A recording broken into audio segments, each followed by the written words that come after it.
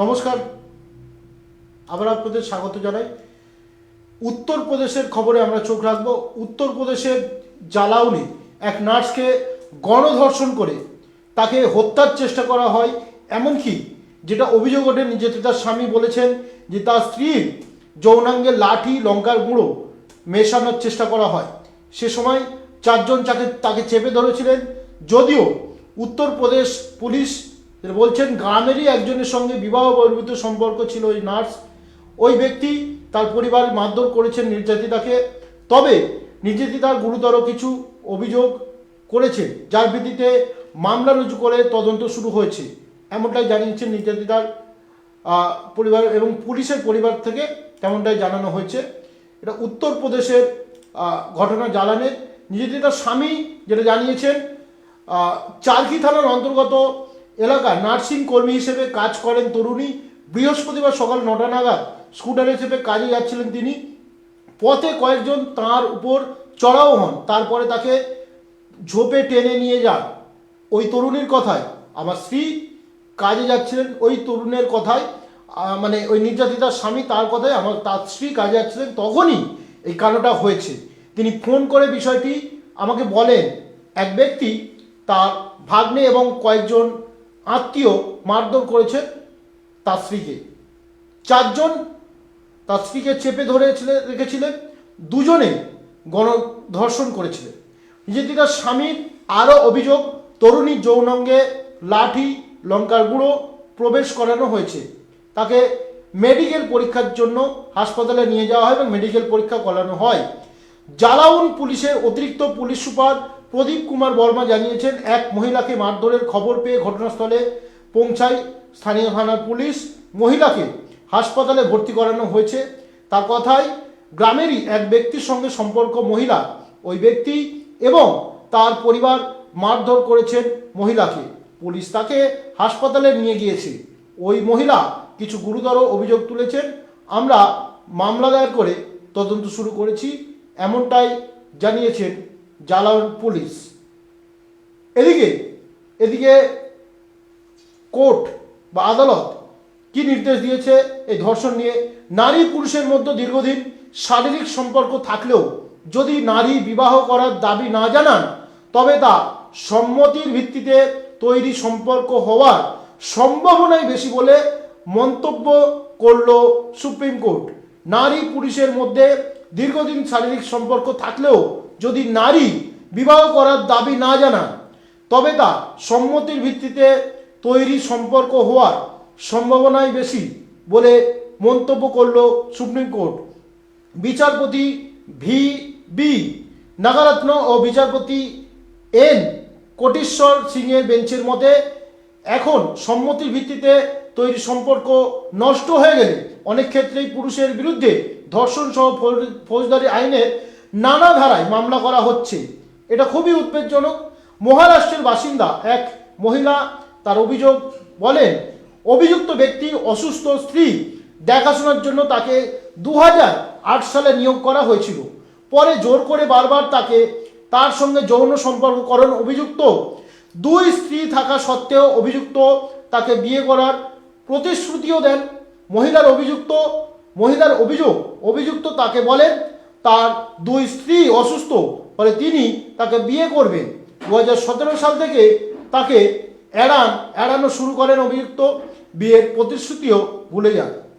অন্যদিকে অভিযুক্তের আইনজীবী জানান, তার মক্কেল পেশায় সমাজকর্মী। অভিযোগকারিনীর বড় মেয়ের অপহরণের সময় তাকে সাহায্য করেন তিনি, পরে আর্থিক সাহায্যও করেন। পরে বারবার অভিযোগকারিনী তার অফিসে আসতেন, কিন্তু আর্থিক সাহায্যের দাবি বাড়ায় অভিযোগকারিনীকে এড়াতে শুরু করেন তিনি। অভিযোগকারিনী তাকে ও পরিবারের সদস্যদের হুমকি দেওয়ায় তারা পুলিশের অভিযোগও করেন। পরে অভিযোগকারিনী তাঁর বিরুদ্ধে ধর্ষণ, প্রতারণা ও ভীতি প্রদর্শনের অভিযোগ দায়ের করেছেন। দায়রা আদালতে অভিযুক্ত জামিন পাওয়ার পরে অভিযোগকারিনীর নয়া অভিযোগে জানান, তার মেয়েকে যৌন নির্যাতন করেছেন অভিযুক্ত। সেই মামলাতেও রক্ষা কবচ পান তিনি, কিন্তু দুটি মামলা খারিজ করার জন্য তার আর্জি খারিজ করে বম্বে হাইকোর্ট। ফলে সুপ্রিম কোর্টে আপিল করেন তিনি। বিচারপতি নাগারত্ন, বিচারপতি সিংহের বেঞ্চের মতে বিয়ের ভুয়ো প্রতিশ্রুতির ভিত্তিতে সম্মতির ভিত্তিতে সম্পর্ক থেকে আলাদা করা প্রয়োজন।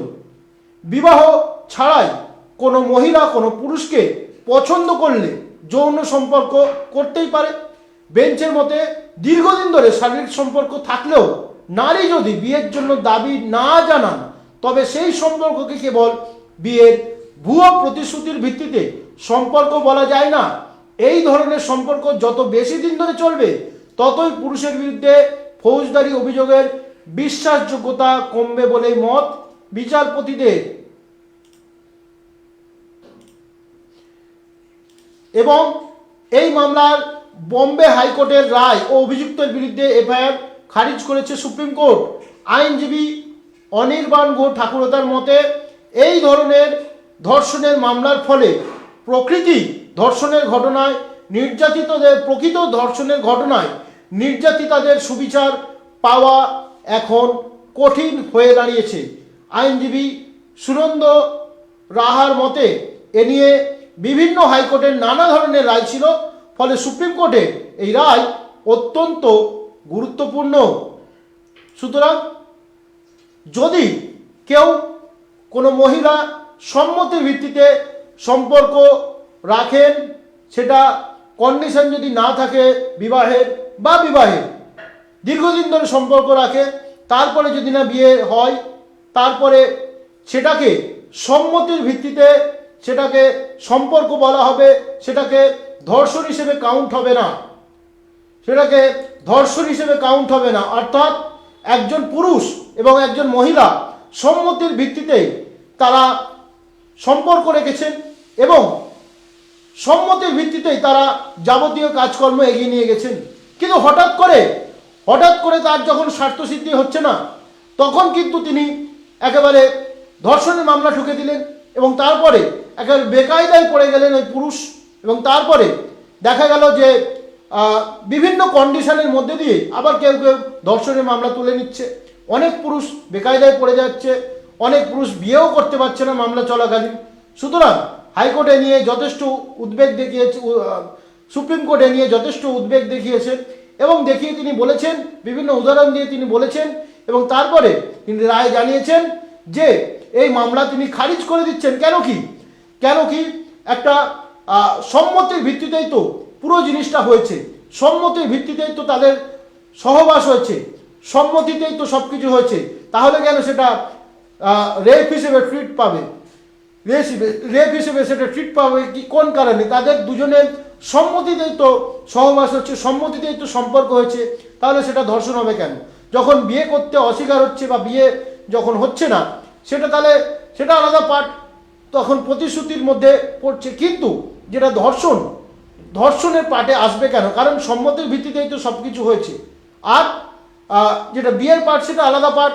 বিয়ে একজনের সম্পর্ক হতে পারে, নাও হতে পারে, সেটা 420 বা নানান ধারাতে আমাদের ভারতীয় ন্যায় সংহিতা সেখানে মামলা চলতেই পারে।